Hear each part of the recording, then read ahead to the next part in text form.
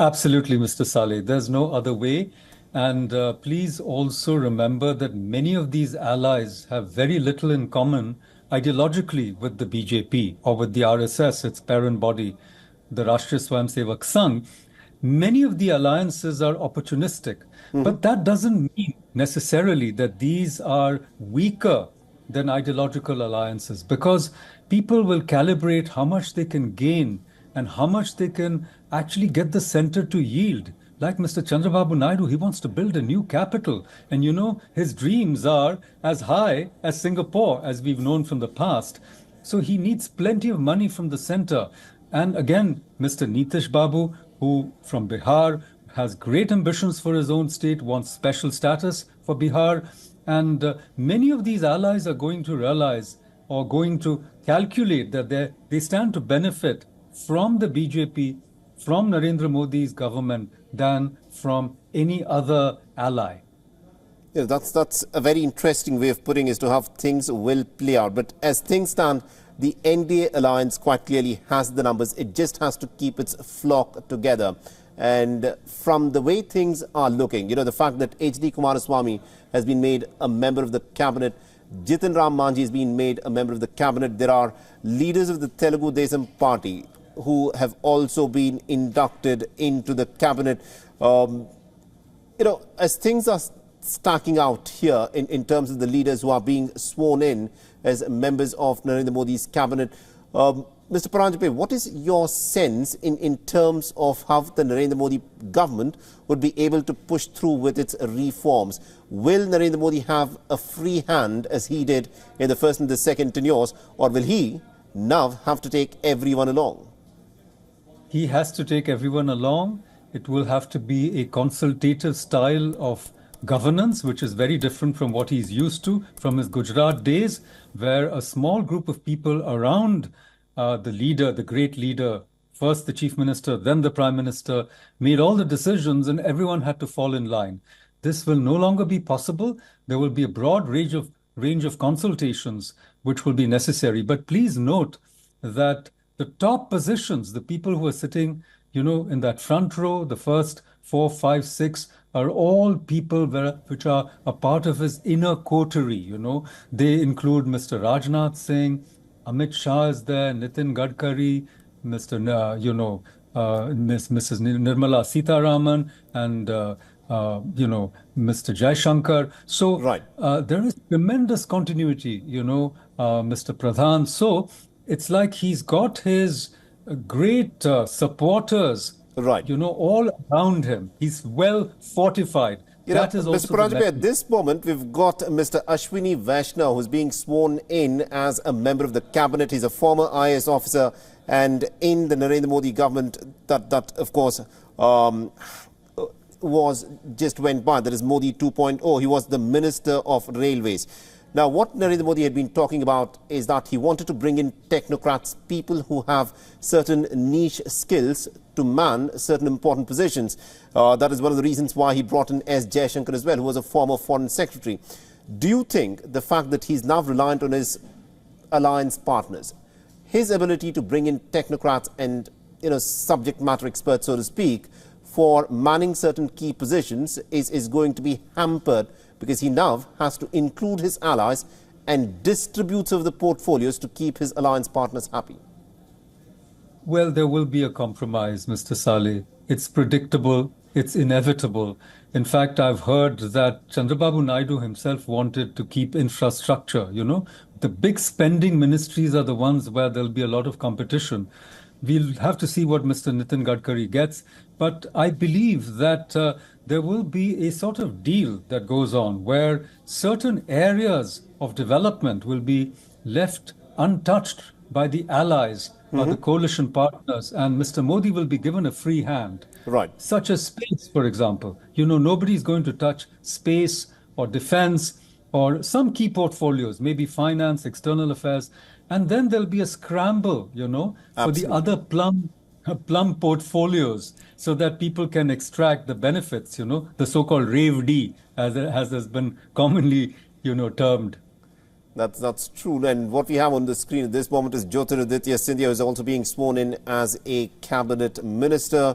We'll, of course, have to wait and watch as to which portfolio will be allocated to him, because keep in mind, if you're just joining us, the cabinet ministers are being sworn in. The information as to who is getting which portfolio is still not out. But from the looks of how things are panning out, it already looks like a very inclusive sort of a cabinet that Narendra Modi is having to swear in.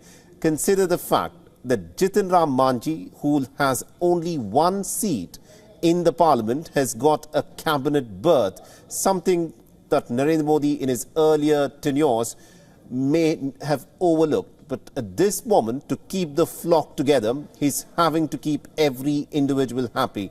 And Jitin Ram Manjhi, with just one seat for his Hindustan Awami Party, is now a member of the cabinet. And it remains to be seen as to how the Telugu Desam Party and also the JDU, the big hitters in the Narendra Modi's alliance, what ministries they, of course, end up getting.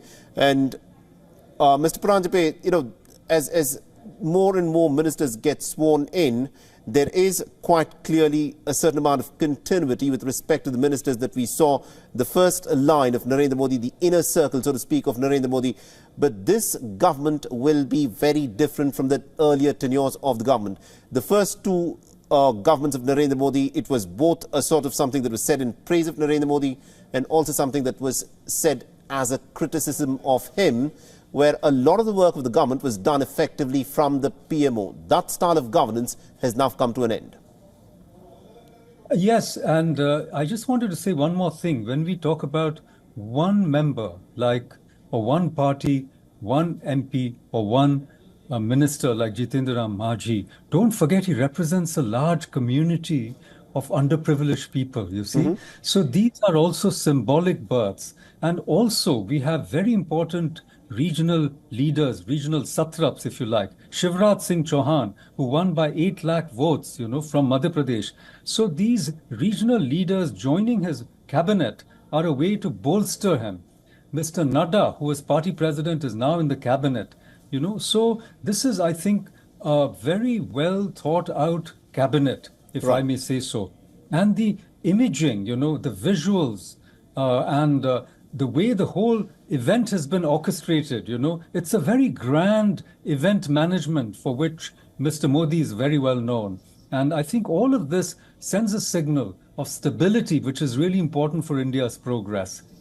That's absolutely true. And one of the members who in fact stands out in the key inner circle of Narendra Modi's cabinet is JP Nadda. He is the BJP president at the moment, but he's now being roped in to serve as a crucial minister in Narendra Modi's government. Are you surprised that JP Nadda is going to be asked to give up his responsibilities of the Bharatiya Janata Party and is now being brought into the inner circle of Narendra Modi's cabinet? Well, he's very trusted and he's carried out all his duties and responsibilities very well.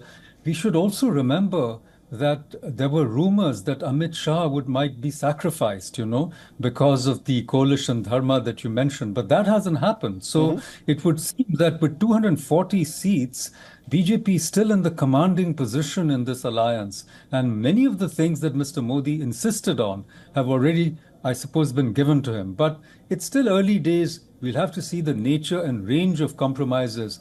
But for now, let's also not forget that the allies want to show the people who elected them that they are not betraying their trust and mandate.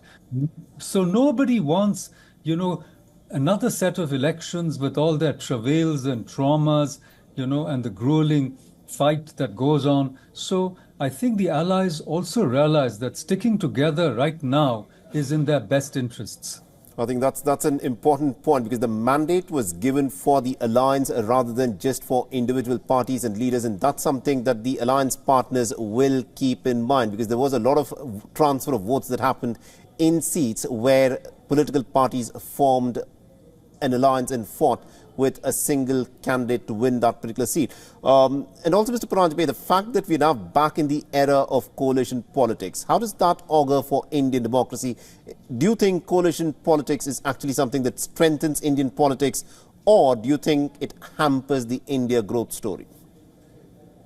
I think it can go either way. Coalition governments have succeeded very well in the past. and they might again in the future.